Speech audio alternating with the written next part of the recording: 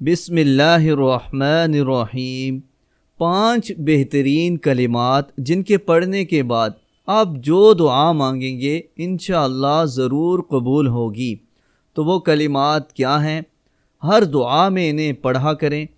لا الہ الا اللہ پہلا، دوسرا واللہ اکبر، تیسرا لا الہ الا اللہ وحدہ لا شریک لہ لہ الملک ولہ الحمد وہو علی کل شیء قدیر، چوتھا یا ارحم الراحمین، پانچواں ولا حول ولا قوة الا باللہ۔